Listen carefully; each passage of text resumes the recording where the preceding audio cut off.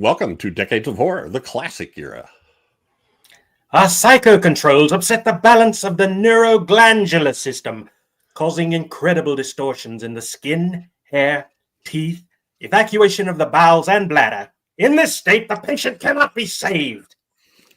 This is episode 204, recorded May 18th, 2025. I'll be back as soon as I go to the bathroom. Gruesome Magazine.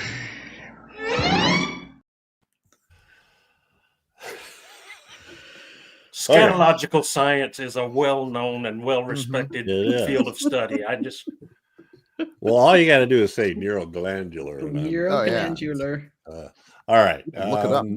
My name is Jeff Mohr, and on this podcast, we cover the good, the bad, and maybe even the ugly horror films released since the beginning of time through 1969. In each episode, we'll discuss the monsters, the spirits, the psychos, and the villains that have haunted movie-going audiences since the dawn of film history. With me this week are my incredible co-hosts. First up is Chad Hunt, co-host on Decades of Horror, the all of them, film producer and director at Wreak Havoc Productions, and a comic book artist and writer. How you doing, Chad? I'm a little off my game because something's gone wrong with my pituitarial neuroglandular pituitarial system. It's all out of whack. Something's wrong in the glandular logical area. Yeah. It acts strangely and becomes enlarged. I was hoping you guys wouldn't pick up on it, but yeah. Okay. It's a good thing I'm sitting down. Well, it could be worse. That could be worse. That's all I'm Also with us is Daphne, who is awesome, stupendous, and likable as hell. How you doing, Daphne? Hi, guys. I'm doing great. I am excited to talk about this movie. I am too. And I guess I missed out on a good song. I'll have to watch that again. Maybe Chad and I can perform a duet. Oh, that would be awesome. A song? Oh, so am I the only one who's... You may be the only one that saw it. Oh, wow. Oh, Anyway. I did see it. You're right. Okay. Yeah. Sorry. Oh, boy. Vague. And last but not least is... I watched it like 3 days ago, and it's like, it's gone. Yes, it's gone. Last but not least, it's Bill Mulligan, writer, director, special effects guru, published author, and all-around nice guy. Rome! The pointy-headed demon. Boy, oh boy, this movie. All right. Glad you're here, Bill. And unlike the giant behemoth, everyone else will get an opportunity to speak while we're talking about this movie, because I don't have a whole lot to say. No, that was the giant behemoth. It was good. Oh, I was scrolling through it, and it's like I just randomly picked, and every thing I picked, I'm blah blah blah blah blah blah blah yakking away like, oh god, we're gonna get letters. See, that's why we invited you on. It's not me anymore. No, it's one of you. Shut the hell up. Your vast knowledge. All right. So Decades of Horror Gruesome Magazine partner with Play Now Media on several of their channels. In particular, the classic sci-fi movie channel, the classic horror movie channel, and the Wicked Horror TV channel. And this movie in particular was on a couple of them. And you can subscribe to those channels. They're kind of like a combination of Tubi and something else. Shudder, I don't know, but you can watch them without paying or subscribing or anything, and you'll get ads, and you won't get to see the premium content. Or you can register with your email address and a password, and you can have a favorites list, and it'll remember where you're at when you move from place to place. Or you could subscribe with a fee, which is $6.99 a month, or $50 for a year. And with our handy dandy promo code, okay, so the promo code is DOH60. He's easily distracted. I am. So stop it. Squirrel. DOH60, DOH all caps 60. and that'll give you 20% off your first payment. So if you're on the monthly plan, you will get $1.40 off your 1st month. If you do the annual plan, you'll get $10 off of $50. So it'll only cost you $40 for a year. You must be a first-time subscriber, and you must sign up through their website. So just search for Playdown Media. Go there. I think there's a link for products, and it will list all the different channels. You may even get distracted to a different channel, but I don't think the promo code will only work on ours, the ones that we're on. All right. So check them out. What did I watch? That's what I was saying watching this movie. Oh, you know what I watched, Bill? I watched the, what was it? The Day the Sky Exploded. Oh, good for you. That was on a classic sci-fi movie channel. We'll talk a little bit about that one. And you'll see why I brought that up. Yeah. All right. Oh, yeah. All right. Spoiler alert on this podcast. We, if you don't want to know how this ends, you should go watch the movie first, because we really spoil it. We just talk about everything. It's kind of almost like a commentary, but not, because we usually go longer than the movie. Anyway, you notice I didn't laugh at that. So it's I know you didn't. So I'm just letting you know we're going to spoil it.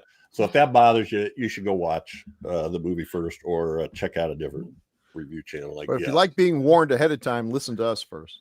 Yes. And on this podcast, we start by giving a few basic details, and then we'll each give our first impressions. Then we'll look at the way the movie was marketed, the taglines and the posters, and then take off from there, talking about the cast and crew, and maybe some particular scenes or incidents that occur in the movie.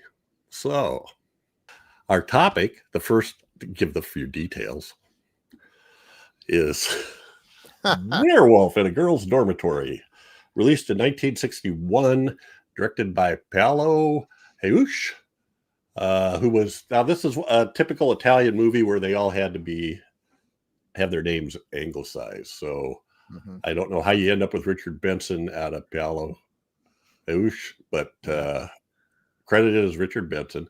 The writer is Ernesto Gastaldi, credited as Julian Barry. The cast includes Barbara Lass, Carl Schell, Kurt Lowens, Maurice Marsack, Grazia Ficini, billed as Grace Neem, Luciana Pagozzi, billed as Alan Collins, and Annie degli Uberti, billed as Annie Steinert. The production company is Royal Film. It was filmed in Rome, and actually it was filmed at a castle in, around, or near Rome. I don't know the exact location. The release date in Italy was November 9th, 1961. In the U.S., it wasn't released until June 5th, 1963. The box office for Italy was 115 million lira, which translates to about $185,000 in 1961. AKA, so this just had a ton of stuff. Lycanthropus was the original title. Then Which would have been a better title. It would have. Ghoul in a Girls Dormitory. God. I married a werewolf. The Ghoul in School. Le Monstre au Filet. The Monster with Girls. And By Falmond de Mord, Murder Under the Full Moon. And the synopsis is Dr. Julian Alcott, a science teacher with a mysterious past, arrives for his new job in an institutional boarding school for female troublemakers. Or maybe troubled anyway. Soon, several students are murdered by a snarling wolfman-like creature. Suspicion falls upon the newly arrived teacher. And that big eye staring there is sort of like the music in Jaws. When you see that eye, you know the werewolf is about. Shenanigans are about to ensue. They are. All right. Well, let's do first impressions. This is Chad's pick. So, of course it is. Chad, why did you pick this? Had you seen this before? Hell no.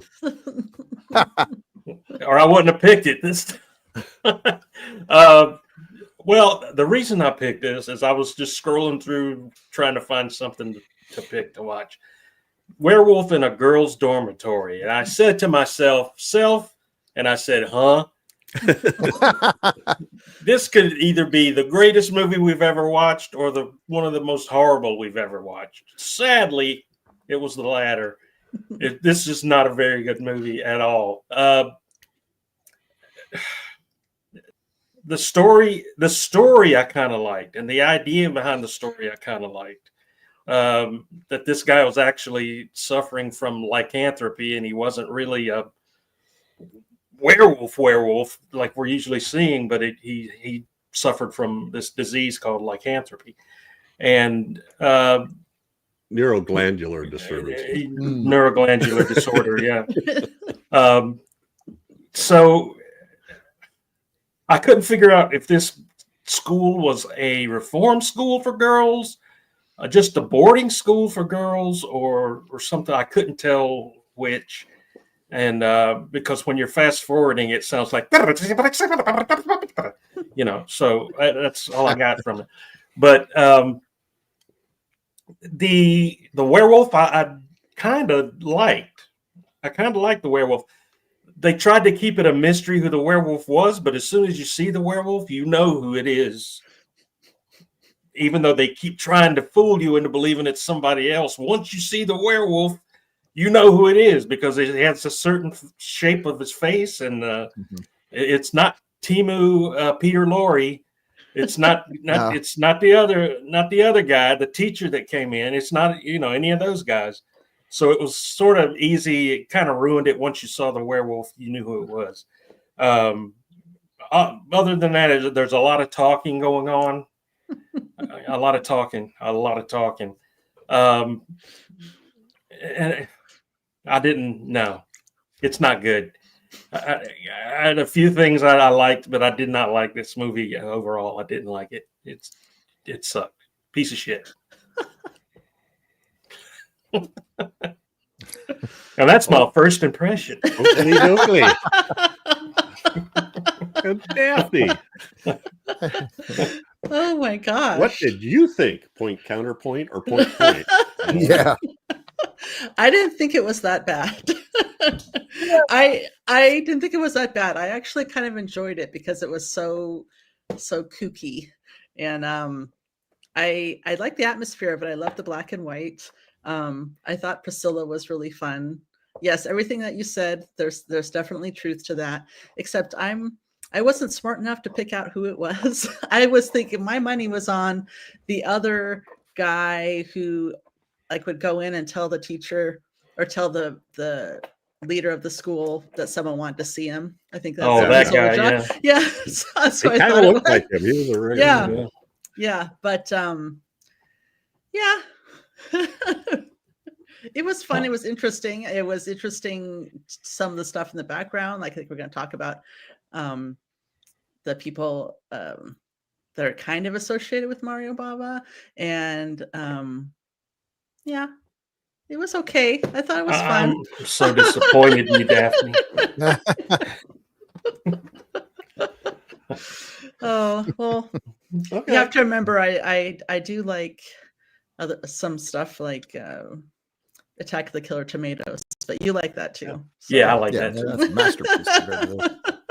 All right. Well, thank you, Daphne. Let's see what Bill Mulligan has to say. So when I was growing up, I loved Famous Monsters of Filmland. I loved all the magazines, Castle of Frankenstein, Monster Times, everything. And Forey Ackerman would keep posting these stills from these movies that were never on TV. And I remember the three that always stood out to me were Vampire and the Ballerina, Adam Age Vampire, and this one.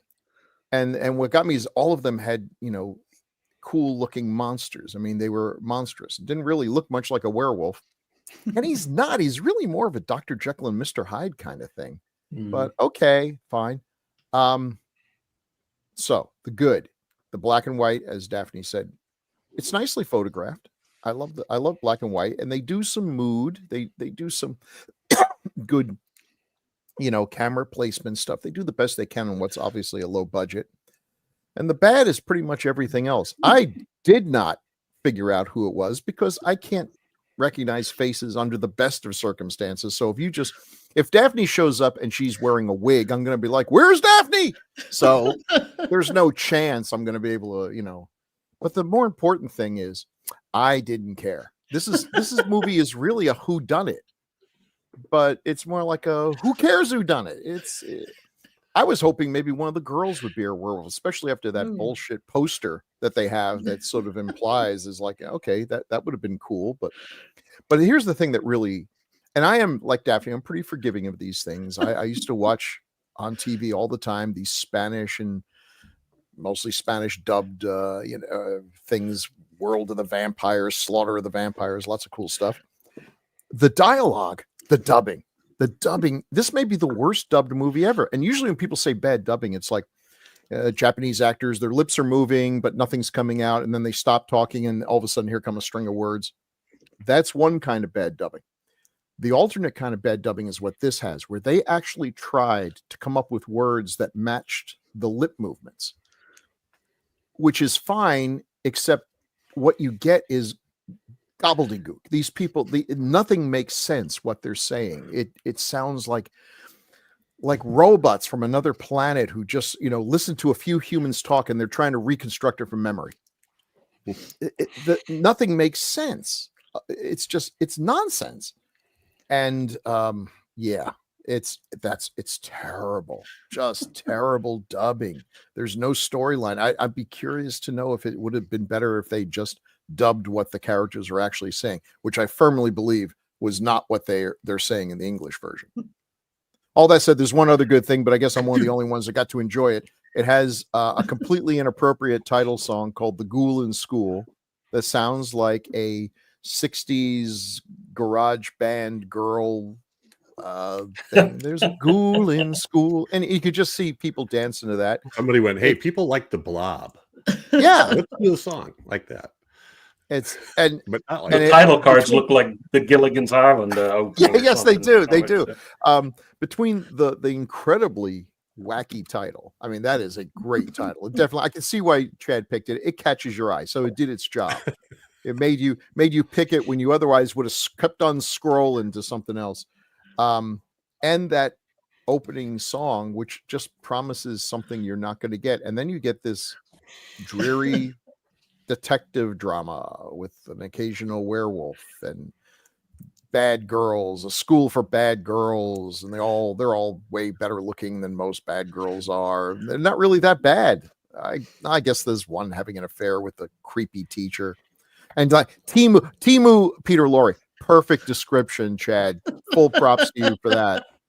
That guy could have made his career doing that. So look, I can check it off the list. I still have to see Adam Age Vampire and the Ballerina. I'm not expecting. That's on Tubi now too. Well, Adam Age Vampire's on Tubi.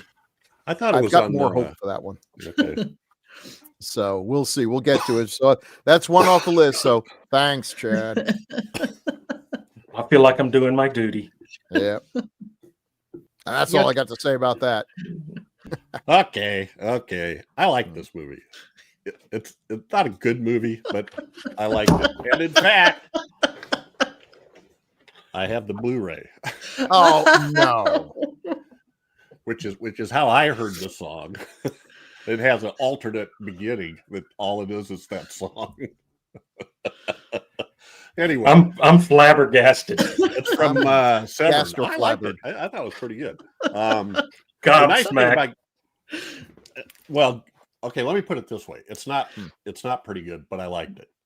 Okay. That's I'll do the Jerry Chandler right caveat there. So I love looking up the people, and of course you call him Peter Lorre, but he was actually known as the Italian Peter Lorre.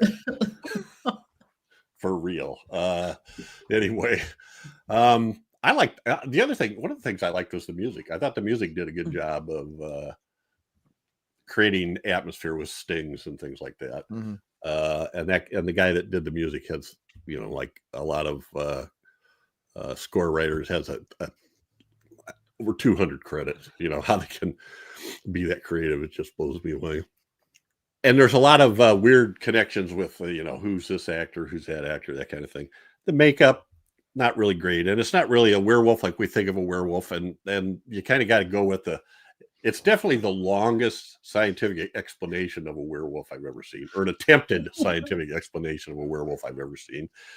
It'd be a lot easier if they just said the moon comes up and and the wolf bane or whatever, but this was actually trying to explain it in scientific terms. So I don't know. We'll get to the other stuff I have to say rather than me just rambling. But I enjoyed it, and I don't know. I probably watched it 3 times because number one, it's one of those great Blu-rays where you can watch it in Italian with English subtitles, or you can watch it dubbed with subtitles that match the dubbing, or you can watch it with dubbing with the subtitles for the Italian, which are not the same. So that's what I was wondering. Is it significantly different? Well, I'll give you a short example because I didn't do it a lot, but there was one place after the funeral of Carl, who was really Lenora, or was his name Carl? What was his name? The helper.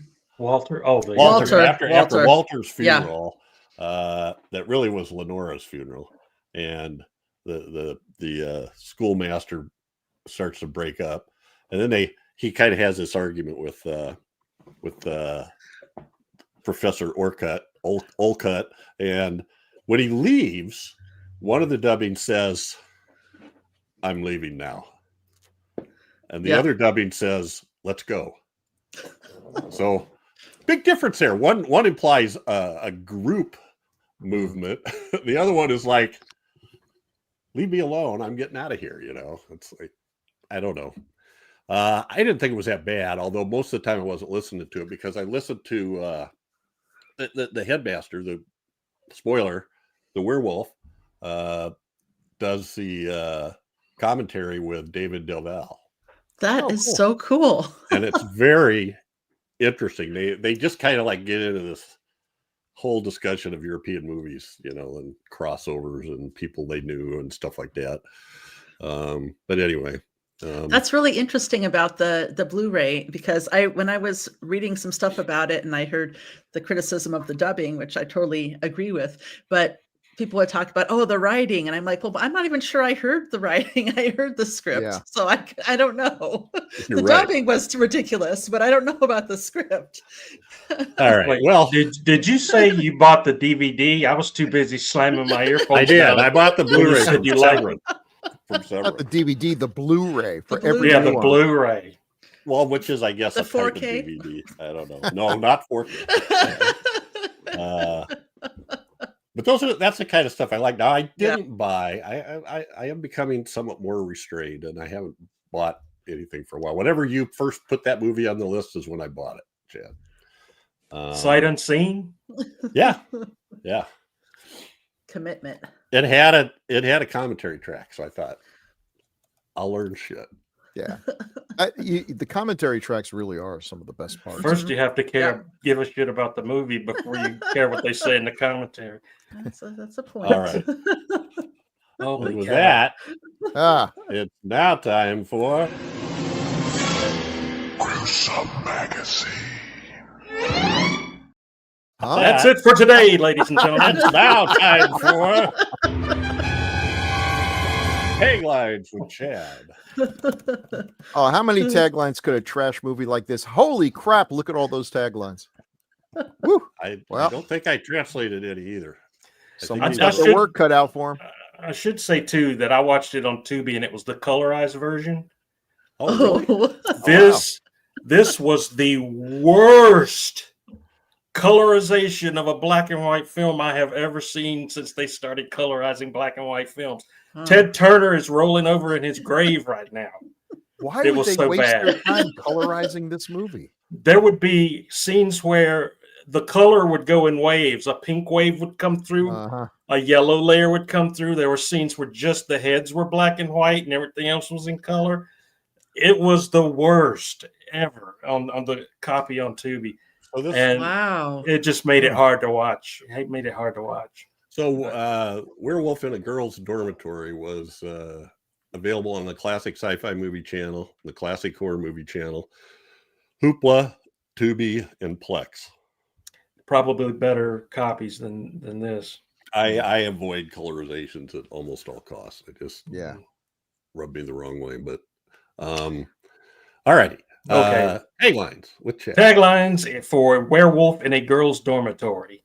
What is it? For the answer, see Werewolf in a Girls Dormitory. I wonder if it's a werewolf. What is it? Wow. And we I will always- see that, not a poster. We will I always see love it when that. the title gives away everything, but the tagline implies mystery. It's like Yes, there yes. used to be a wrestler called Mr. Atlanta, but he was always introduced as from parts unknown. Yeah. Okay. Wow. A new high in horror. Hold it in, buddy. Beauties, the prey of a monster's desires. Okay. Let's just still- get through this. That's still just on the awkward. That's first just one. awkward. Yeah. Yeah. mm. The horrible monster begins his violent rampage. Okay, on to the next one.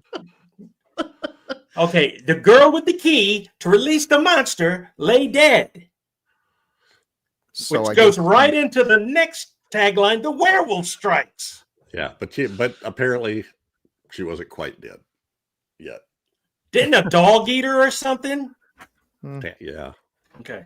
Oh, that is literally a reference to something that happens Wow. in the movie. Yeah. Right? That's why I was like, what does that mean? I was looking for a metaphor. No, it's Right a now- literal, right now- literal statement. Yeah, they're just giving away spoilers Yeah. at this point. Who cares?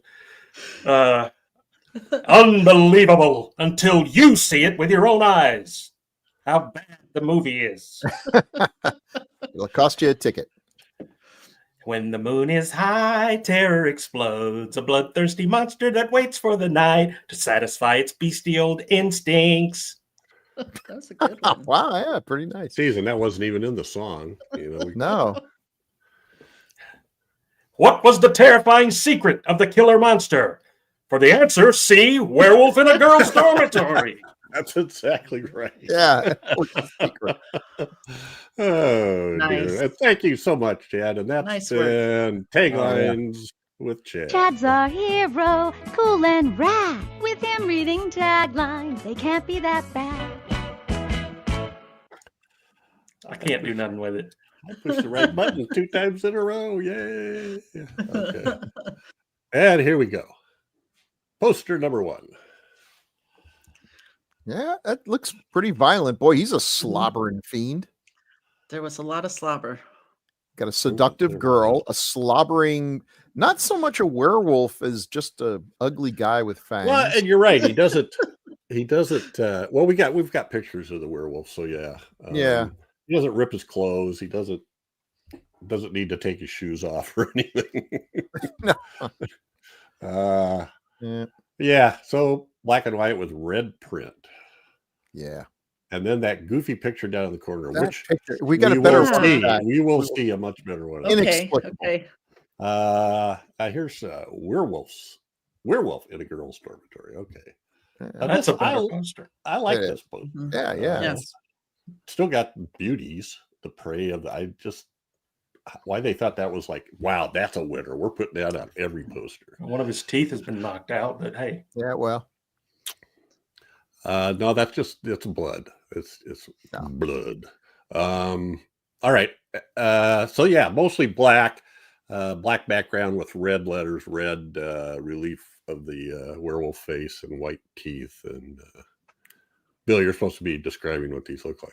oh well, this is Okay. one of the better posters, but yeah. And this is the Blu-ray cover for Severin. The original uncut version. So, was there a cut version? Apparently, but I don't know what they cut. Maybe all the maybe good they- parts apparently. Yeah. I don't know. There was one flash of bare breasts that went by very quickly. Oh, too quickly for me to catch. when all the girls in the dorm woke up screaming all at the same time. Yeah, for when some Walter reason. was in there. Walter was in there. Oh, that's right. Yeah. Yeah. For some reason, one of them was sleeping with her top wide open. What could the reason be? I don't know. It most certainly wasn't for Walter. Okay, so here's what is it? What the What holy is it? hell is What? going on? Is that? Huh? So Man bear pig. Yeah. It looks like a woman's top Yeah. half morphing into a pig and then into with teeth Yeah. and a mustache. So it's actually kind of clever but it only makes sense if there's a girl werewolf in this movie, which there is most certainly not. Even better yet, what is it? For the answer sheet, biggest font on the werewolf in a girls' dormitory. Then in parentheses, the ghoul in the school. Yeah. Or just read the tagline. Yeah. What is it? That is just bizarre. It Doesn't doesn't- that mouth? yeah. Her mouth comes through by Yeah. his nose. His mouth comes through his nose. The nose. There's yeah. Yeah. It's like a Rorschach test. 4 eyes or not? Yeah. It's more And then we have a couple of I don't know what you call these. The one on top is actually kind of cool. Mhm. Yeah. You know, doesn't really fit the movie at all, but it's pretty and has really some interesting color choices. Well, it kind of does. I mean, Yeah, I guess. he grabs her by the gate like that. Yeah, and the bottom one is just a more colorful combination of all the various things. God, they all want to say the ghoul in school. Like that was like in case you aren't sure which movie it is. Yeah. Yeah, maybe they were thinking that was going to be a hit or something. But that green, I don't know, what is that? Is that chartreuse or lime Yeah, green? That's just too definitely colorful. scary. It does catch the eyes. And there's our weird half girl, half creature down here in a little. Now you don't even see the girl in that bottom tiny picture. You just see this weird pig creature with 4 eyes. I don't know why, but that just really irritates me. It does me too. It's like- disturbing. I mean, there's all sorts of stuff in these things that you don't see normally in the taglines and the posters, but for some reason that one does it for me. Like, Something to do with my ADHD. It just has me on 11. If that had showed up, It in isn't the like movie, she shudders when she changes, or yeah, creating double images. And then Italian lycanthropus. I like that title. Yeah. I do too. and it's a cool poster, and it's a little hard to tell exactly what's happening. There's a girl, and there's something slobbering over scared. her. I don't know. It's actually really hard to tell exactly what we're seeing here, but I think that's facing toward us, and the mouth is right on the top of the A, like with a tooth, maybe. I don't know, or could be the pig's ears. We're back to that thing, but I like that. I like the colors. I do like that one. like pure horror here, you know. No Yeah. school in school, no girls' dormitory. And another one. This one, they're running out of money. They use Photoshop, which is amazing because it was long from being invented. I do want to Using point. clips from the Daniel Boone versus the Werewolf. We don't have another picture of him, I don't think. So the man on the ground getting choked is Carl Schell, whose main claim to fame is he's Maximilian Schell's brother. And Maria Schell's brother. But just didn't really. He's Joe Estevez to Martin Sheen. Kinda. Although I don't know. I think he's got like maybe 40 credits, but I wonder if it's awkward when a family like they get together and it's like, so Maximilian, what have you been up to? It's like, oh, I just made a movie with Ingmar Bergman. It's pretty much going to be a classic of all time. What did you do? It's like, I did the Ghoul in School. It's got a pretty told him. catchy tune. Burt Lowens and David Delval spent a significant amount of time talking about how he should have changed his last name.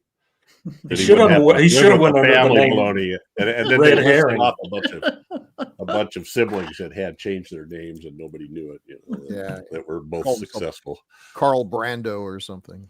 Yes, yes. I think Dana Andrews and Steve Forrest were the one was the example. Well, it's not exactly. Anyway, all right. Then we have this. This is this is great. I married a werewolf.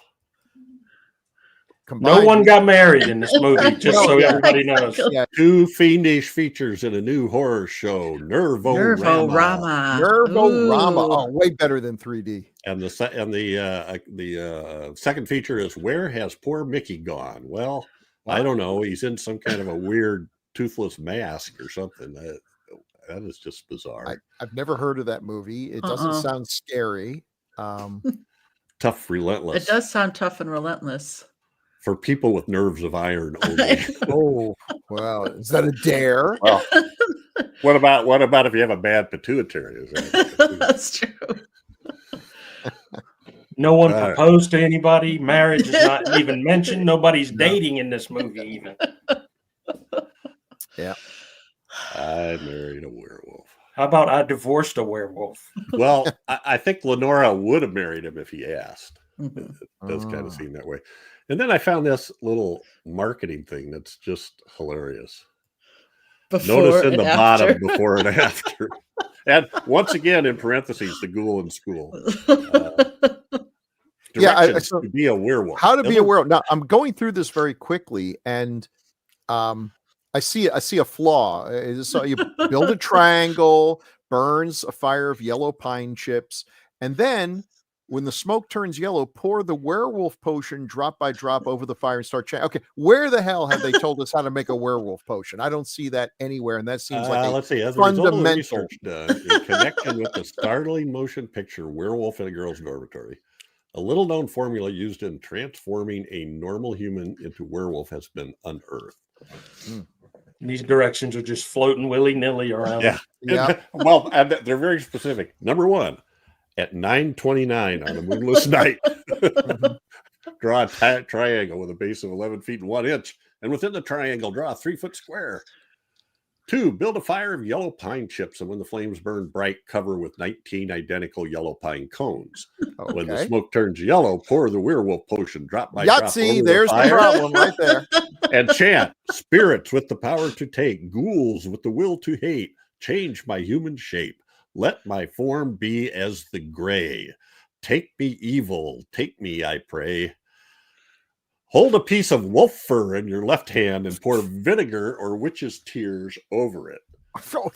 If you are sincere, I know if you are sincere in your desire to become a werewolf, the transformation will occur. Well, there's the catch right there. Yeah. If you're, This is a before and after photo of a product that doesn't work. I know. Before, that guy looks like Wink Martindale, doesn't he? Stink Fartindale, more like. Well, anyway, interesting stuff, you know. For all you parents out there who let their kids watch horror movies, little do they know there's directions out there to hail Satan and become a werewolf. Yeah. So if little Timmy's in the back drawing triangles and burning yellow pine, And you can't find your vinegar. First of all, where do you find yellow pine cones? And where do you get your wolf fur? You got to get some wolf fur too. Yeah, does Walmart sell witch's tears? I haven't seen it. They make it impossible to turn into a werewolf. Just go get bitten by one. They call it vinegar at the store. Little did you know. Okay. Well, we'll get that down. I'm going to call vinegar witch's tears from now on. Yeah. When I'm making potato salad or anything. Or before we get into this too much, Bill, I got to ask you. And you're probably going to laugh me out of the place, but I'm watching this movie and I'm thinking this has a lot of elements of Giallo. Oh yeah. No, sure. It's a detective. It's a detective mystery. The cops are useless. It's not the person. It's not the person that we think it is. They have lots of red herrings that just about big signs. I'm a werewolf, but they're not. And eventually just process black of error. gloves and a black trench coat. So we only ever see the hands and the legs. Yeah, this is definitely Italian film. Yeah. Yep. Say that again. It's giallo adjacent. It's Italian film. But And the music. Mhm. It turns out the composer was a jazz pianist beforehand, and you can I'll say it what? tell that pretty well. Jazz pianist. Oh, So the red herrings are kind of the instructor, Carl Schell, he's a red herring. Mhm. I actually thought Priscilla was a red herring too. Oh, really? Well, there's a point she has kind of animal-like eyes in some of the way some of the shots are drawn. I thought kind of almond shaped or something. Mm-hmm. Feral. Crossed my mind. Yeah. And then good old Walter, but it can't be Walter because he's got a dog. Dogs hate the smell of wool. Duh. Yeah.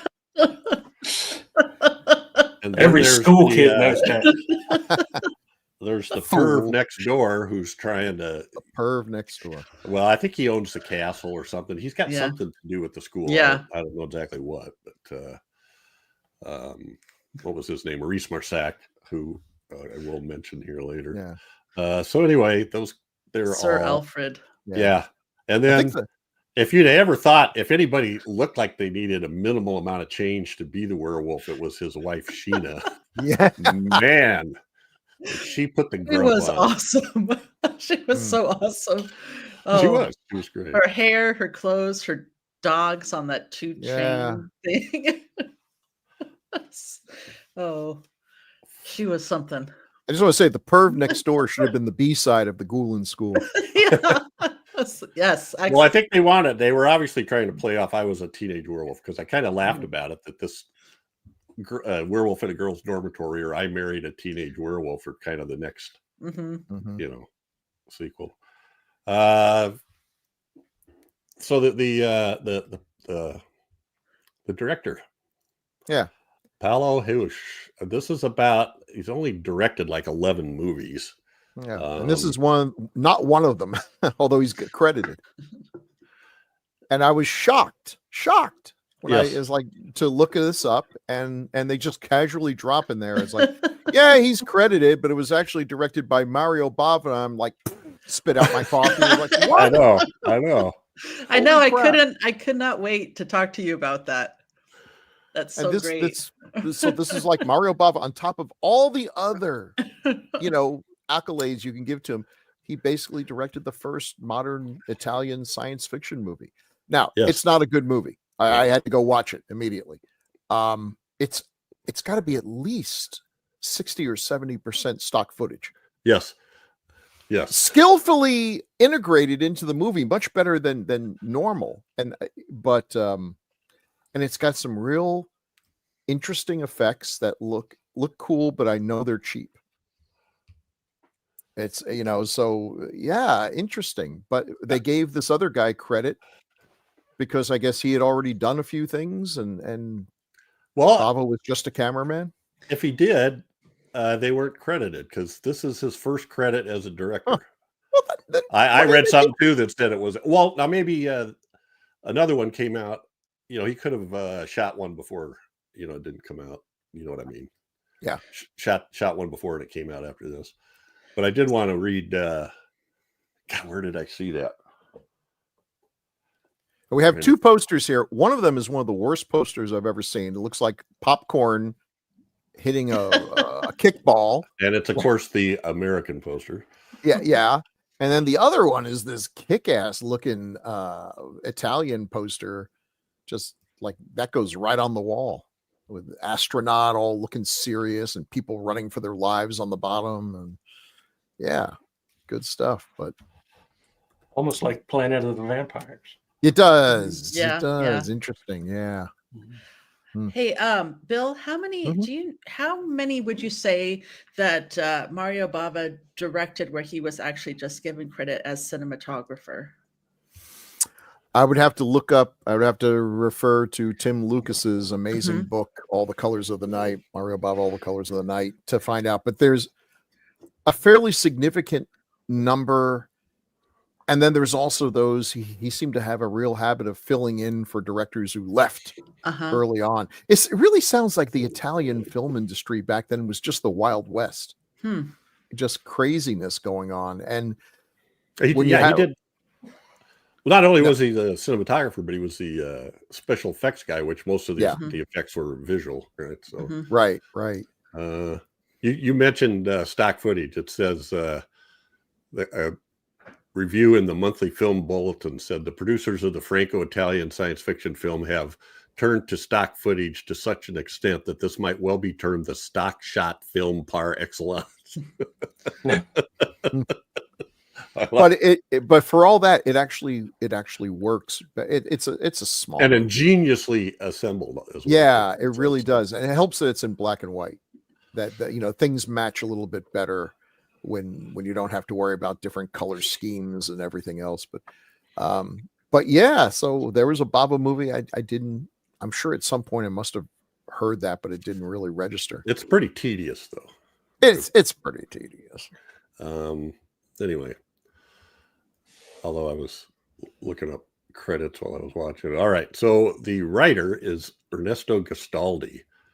Wow, how did I miss this? Holy cow. Look at this. Wow, these are some winners here.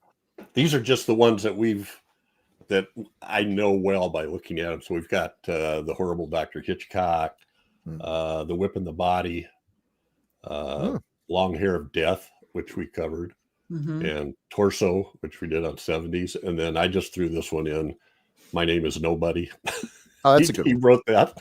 I'm like, so weird. He was a writing fiend. He wrote everything that Italians are known for. He wrote horror movies. He wrote giallos. He wrote science fiction. He wrote westerns. He wrote crime dramas, adventure, war adventures. Whatever was selling at the time.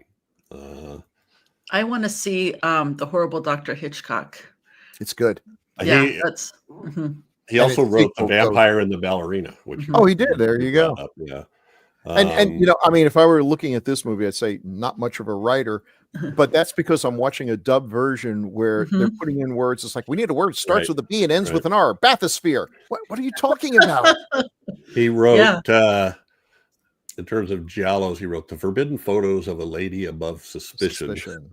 The Strange Vice of Mrs. Ward, The Case of the Scorpion's Tail, Death Walks on High Heels, The Case of the Bloody Iris, Your Vice is a Locked Room and Only I Have the Key. Damn, the titles are poetry.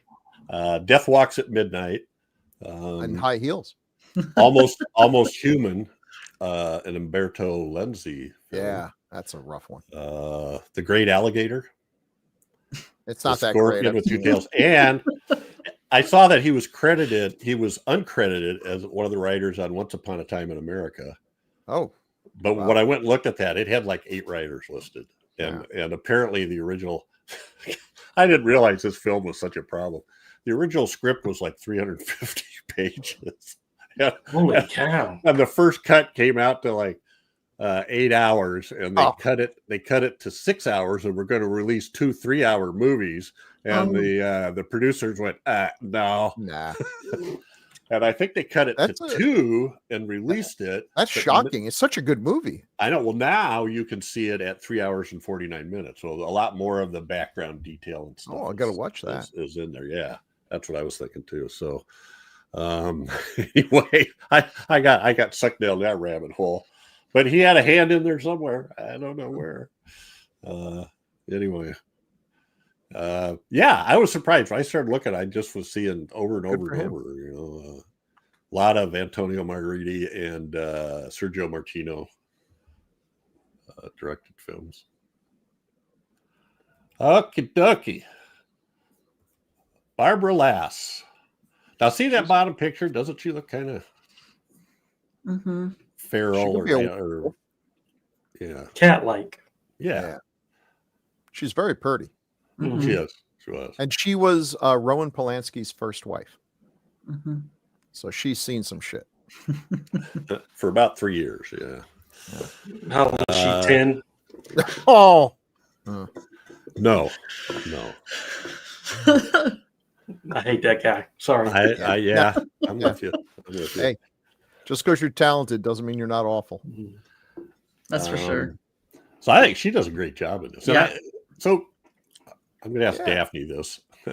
Not that it should be that Daphne. You're a pretty girl too, Daphne. So No, Aw. because she pays attention to like hair and wardrobe and stuff like that. And I thought those, I mean, the girls in the school, I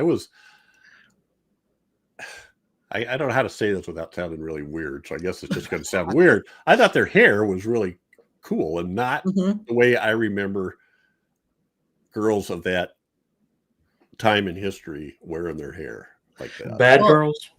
yeah, Yeah, the bad that could girl be. hair. Well, I didn't think about that. There is something, and I only know this from looking at pictures and examples of makeup and hair, but there's something about Italian that with that kind of bigger hair, and then with dark eyeliner kind of around the way that it is. Usually not a lot of blush and kind of some matte lips. Oh, okay. So I thought that Priscilla actually looked a little, she had similar eye makeup, but her hair was a little different too. So I think that kind of, I don't know if it was on purpose, but that kind of separated her from me, Well, I found from the their hair other to be- girls.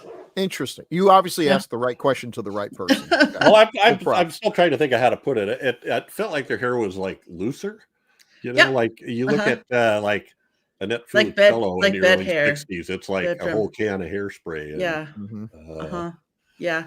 Well, even the girls that had the short kind of high up hair, it also wasn't it flowed a little bit Yeah, more, I that wasn't guess. Yeah, flowed. a little bit. I kind of think of it more as it's has a little bit of sexiness to it, or Mhm, like mhm. I didn't say that. no, I'm saying that, I'll but say it. just kind of the looseness, like Well, I don't wanna be- like when you second day hair or whatever. I agree. Yeah. Hmm. They were all very fetching too. And they said, I think of there was only a couple of them were actually actors. The rest of them were locals. Well, I thought they And did the pretty good. audition was basically, were you pretty enough to be in this? Yeah. in this Yeah. movie? Mhm. And speaking of which, the girls. I forgot we had this one. Yeah. It So that looked like girl- a lot of that- trouble. The girl right there holding her face like that. Mhm. That's the one who was. Isn't that Exposed. Macaulay Culkin's mother? Well, the two on the bottom and the left. I think you're right. I think maybe they were trying to make them look like bad girls or something. Yeah. Oh, look at them. They got their heads Yeah. tilted. She's got her arms crossed. She's obviously in trouble. It's not combed. It's not. I don't know. If I ran across another Screw dark it. alleyway, I'd go the other way.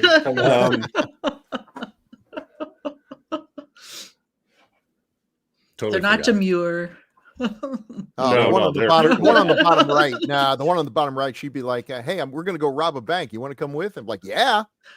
And like all other women portrayed in dormitory or bad girl reform school movies, they're all boy crazy and man Yes. crazy. Yes. Where's Sally? She must be with that new doctor. Never not fails. having had Never fails. not being around teenage girls. I had sons and growing up, but they seem like, at least in this movie, and I don't know, there might be some other ones we did, they're very quick to be nasty to each other. You know, if something happened to one of them, then they'd all tease her and make fun You've of her. never been around many women in Yeah, real life, I'll have tell you? you, that's Or worked with them in a workspace. that was the most realistic part of the movie. Adults. I've never seen such evil intent in my whole life. Oh, Chad, help me plan this murder, would you? She stole all the staples out of the supply room. Do not Bitch. mess with us. But yeah, well, I think I know what I was going to say. Bill, you mentioned how they hadn't done anything bad. I thought one of them said that she was accused of murder. Well, Priscilla was accused of murder because some guy was messing with Mary, who was one that got killed.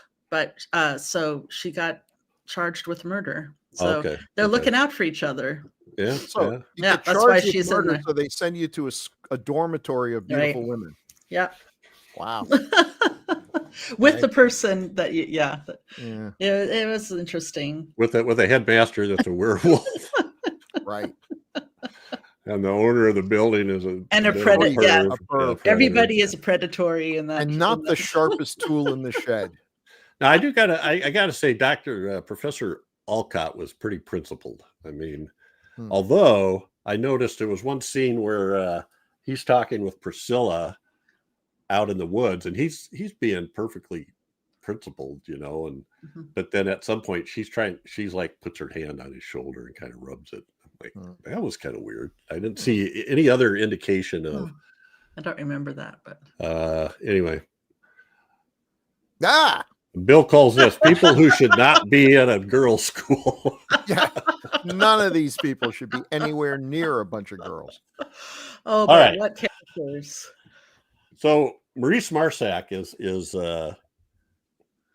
Sir Whiteman, I think his name is Alfred Whiteman, or Lord Whiteman.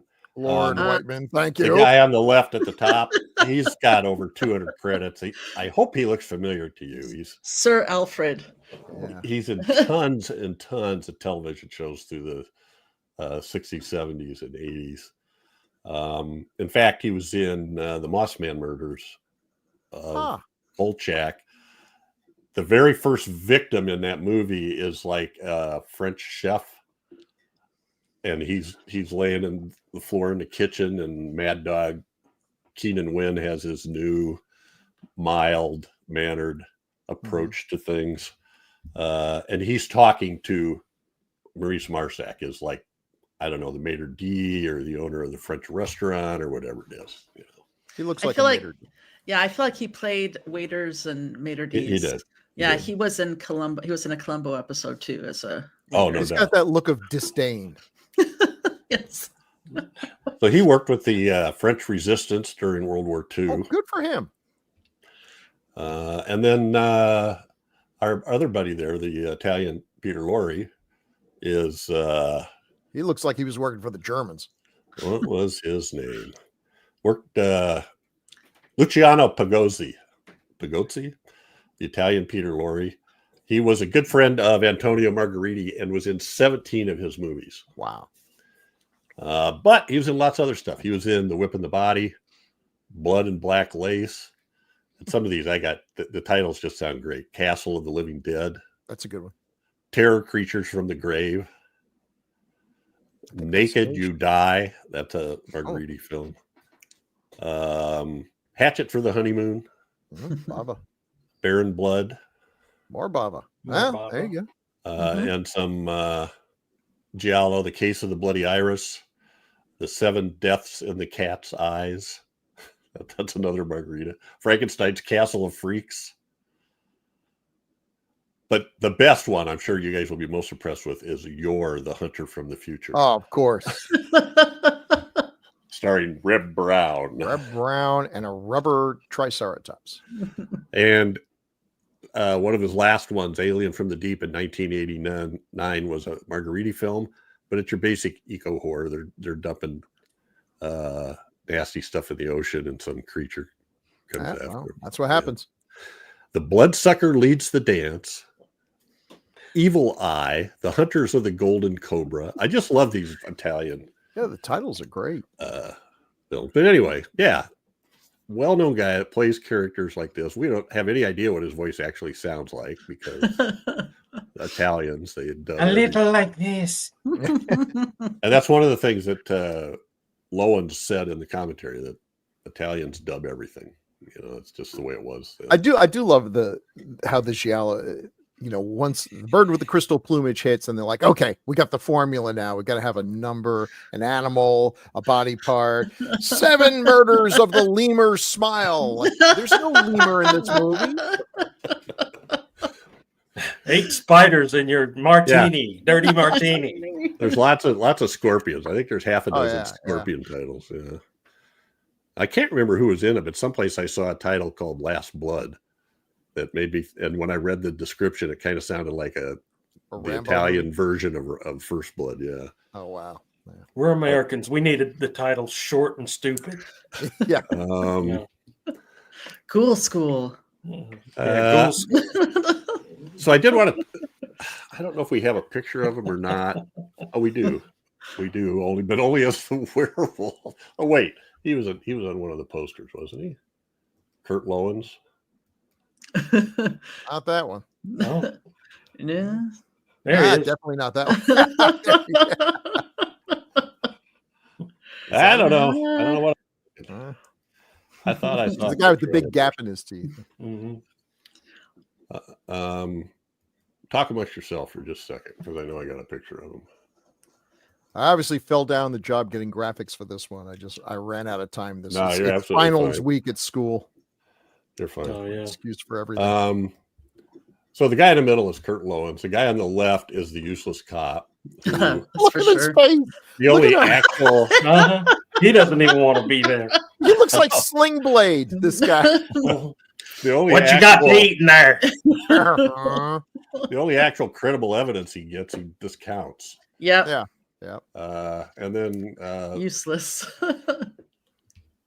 And um, smug. Useless and smug. Useless and smug. So Carl Schell, I wanted to bring up two things about him. He was in the Blue Max and played Richtofen.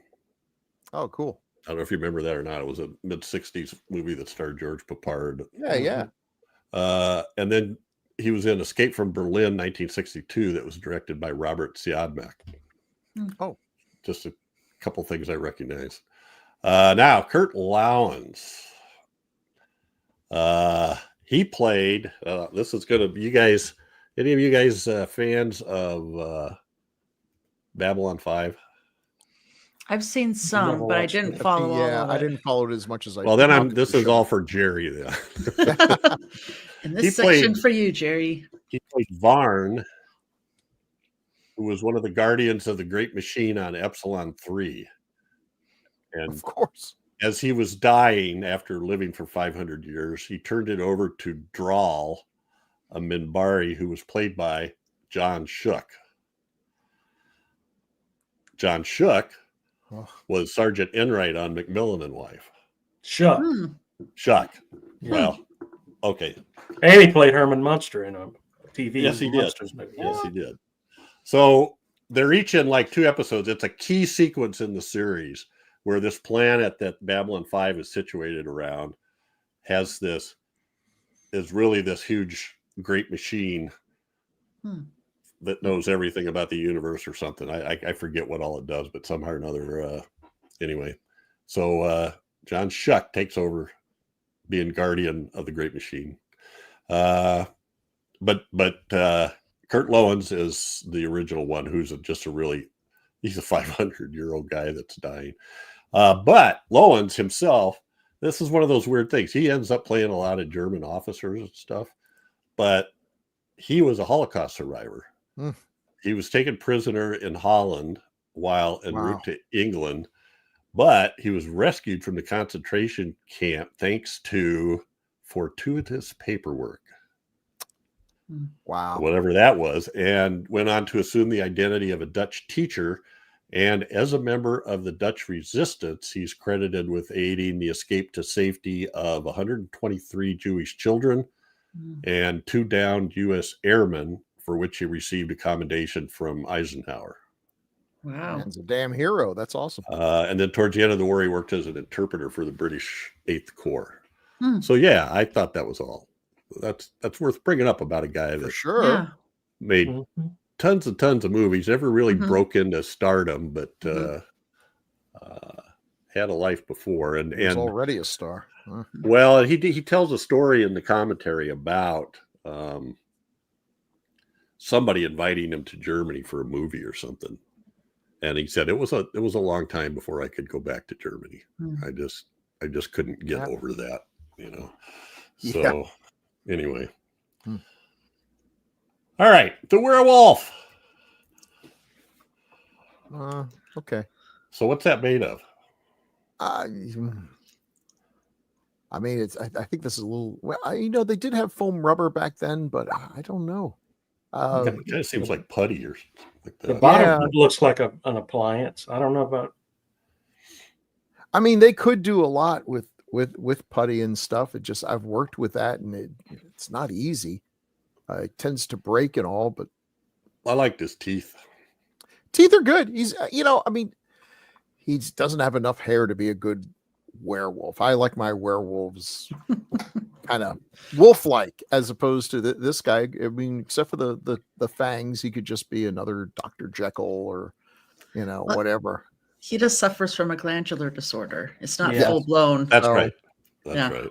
Neuroglandular. So he Sorry, basically, neuroglandular. yeah, he gets hairy hands, Claws, teeth. His Nose hair gets gets bigger. mussed. well, and there isn't really any. His hair gets mussed. There's no real transformation scene, but there are some edits, cut away, and come back, and there's maybe a 3-piece transformation where he looks a little more human, and then he looks totally human except his teeth, and then I always wonder why werewolves do something that wolves actually never do, which is attack humans.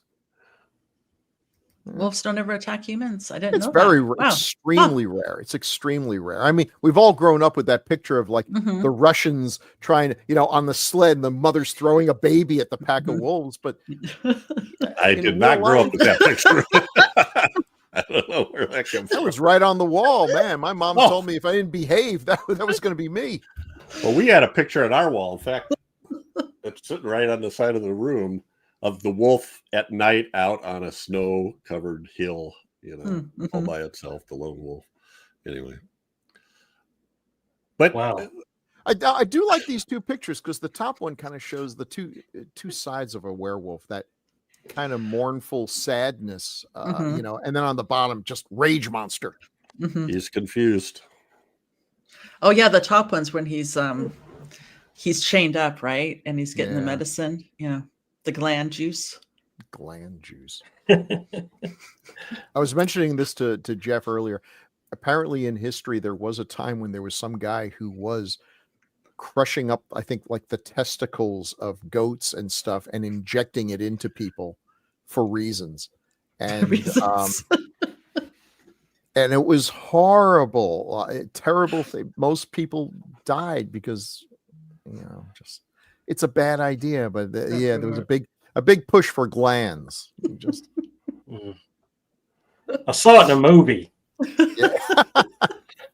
Well, I think I don't know. Anyway, I I'm always think all asking of my wife, "What'd you put in that mm, dish that she made?" And she goes, "Don't worry, I haven't killed Jake yet." yeah. Meanwhile, the goat's out in the backyard going, what the hell was that?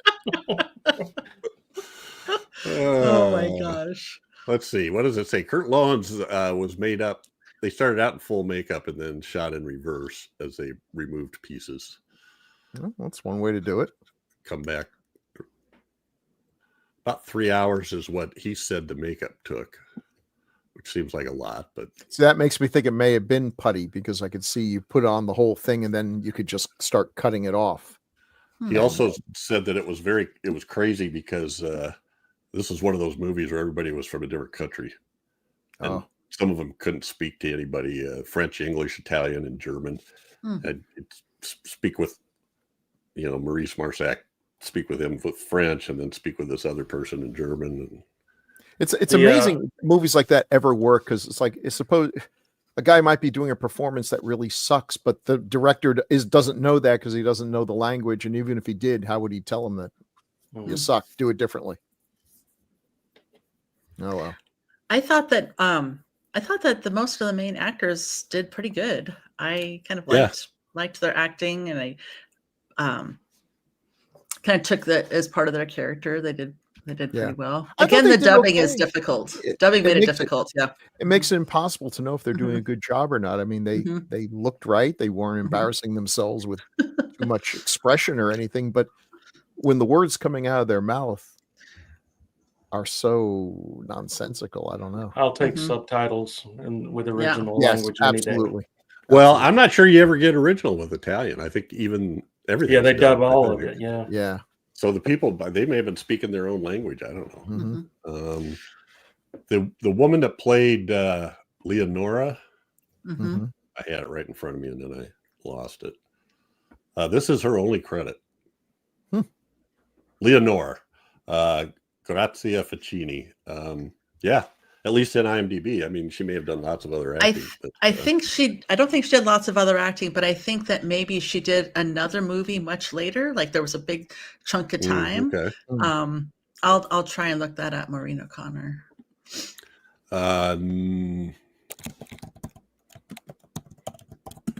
No, not Maureen O'Connor. She was Sandy.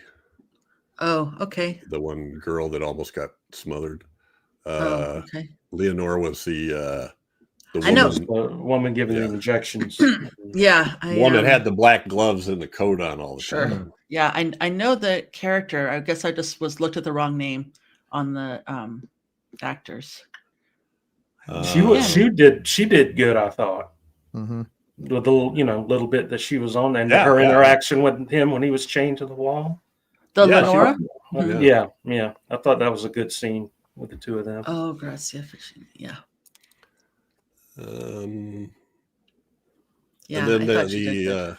the composer Armando Travaglioli had 11 wins and 14 nominations of the David Awards, which is the Italian Oscars, Italian Academy Awards. I agree. I thought I thought his music was interesting, and it was, for a while I was watching it and I'm like, God, that reminds me of something. It reminds me of something, and it made me think of. You said he was a jazz musician. It made me think of music in Peanuts. Usually, when something quiet is happening with Snoopy, like the Vince Guaraldi trio. Yeah, like Vince Guaraldi. Yeah. Yeah, well, I thought it was great, and after I read about that and then watched it again, then I realized how much of it was just pounding piano with staccato, like stingers to signify suspense and things. It worked for me. Any other comments about? I just think it's the weirdest damn title. I mean, this is a title that should have been a movie made in the 70s. Right. It seems like to me. I mean, like, I don't know. Or the 50s. Yeah. SS Madams in the prison in the jungle of the Amazon or something. I wish one of my favorite parts was the face that Mary was making when she was found. Oh, Do you have a photo of that? Yeah, when We she was don't. in the We when she don't. was in the river or whatever, dead. That was a good Yeah. one. That was a It was pretty intense. Yeah, that was pretty all right. intense kill. The way that just fell down and splatted in the Mhm. water off the bridge. I mean, you knew it was a dummy, but yet it still was. I don't know. Well, and then when they showed her later when she was laying down, Mhm. they had her wrapped up in something, and her eyes were just. Mhm. It reminded me a little bit of gosh, I can't remember the name of the section, but that movie that has the three different stories in it, and the woman is in the bed, Black and Sabbath. Black well, Sabbath, and the dripping, Yeah. it made me think Oh, about the her dripping too. face. Yeah. Yeah. Mhm.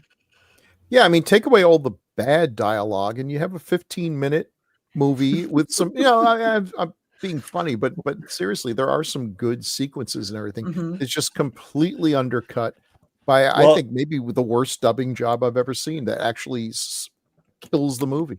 The first time I watched it in Italian with the subtitles that were supposed to go with the Italian version. And I had never once thought badly about the script. Now, whether they took the subtitles from the script or not, I don't know. But you're right. When they try to make it fit how their lips go, you just end up with people saying stuff that doesn't make any sense. Right. It's it's just, and it could have been the fact that it was badly dubbed and the color job they did on it that I didn't appreciate it as much.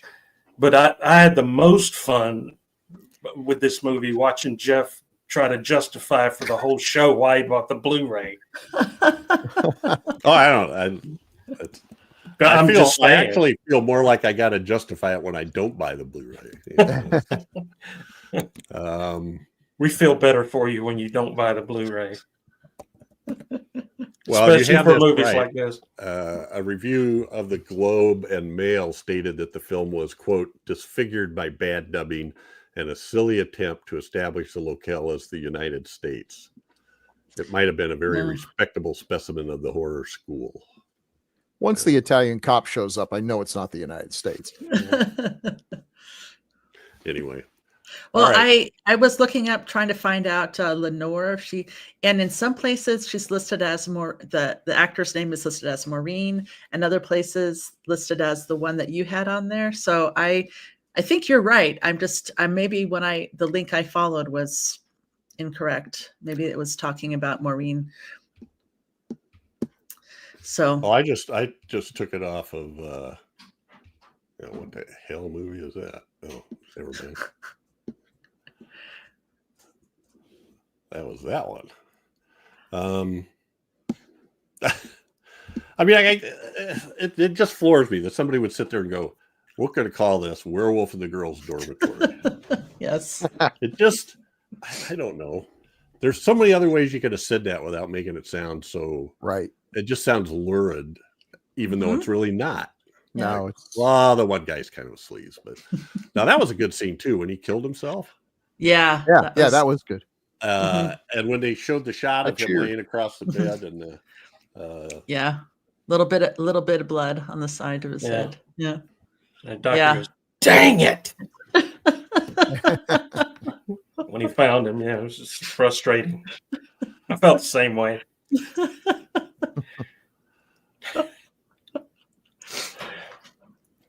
He all right. was a creep. Do we have anything else? Okay. We got feedback? We got a few, not much, Well. a little bit. So if that's it, let's move on to feedback. And we have one from episode 156, The City of the Dead, Great aka movie. Horror Hotel, from Alex Negron. Chad. Alexis Negron, M7X, says, "My favorite picture since very young."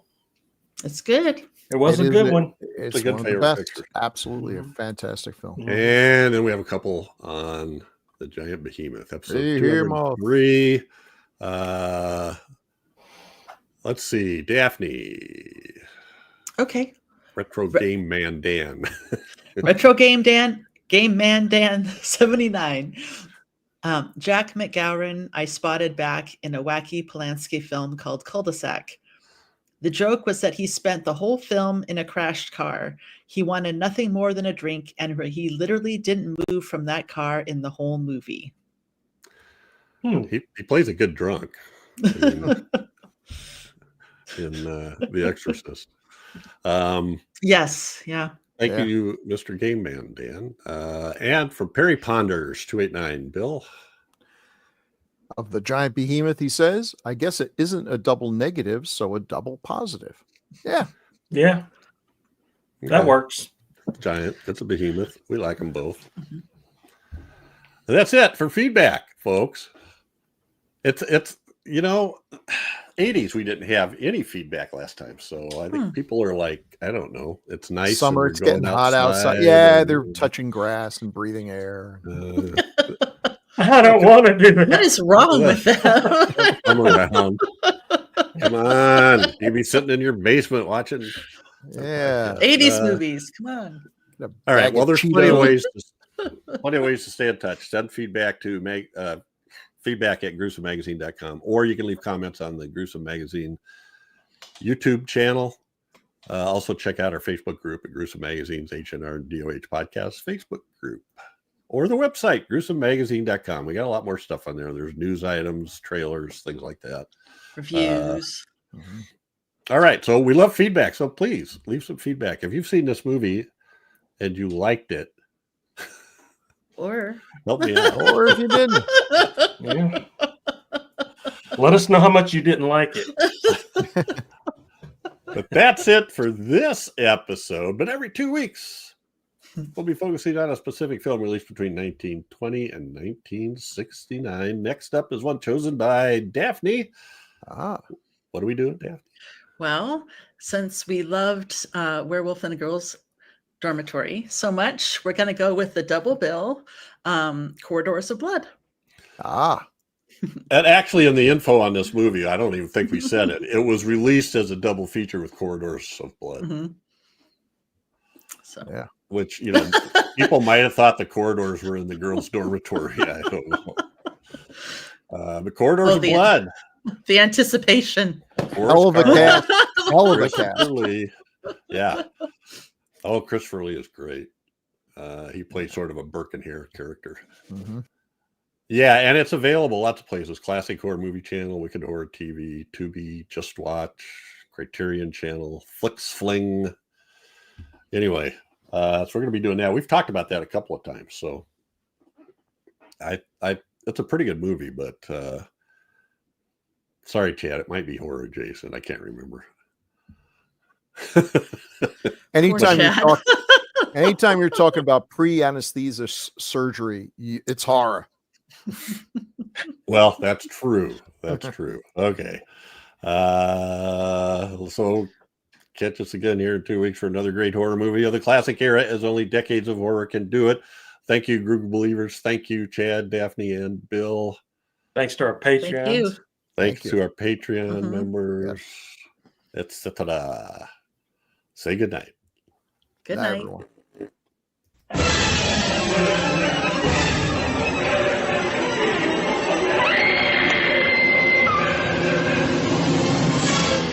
Gruesome Magazine.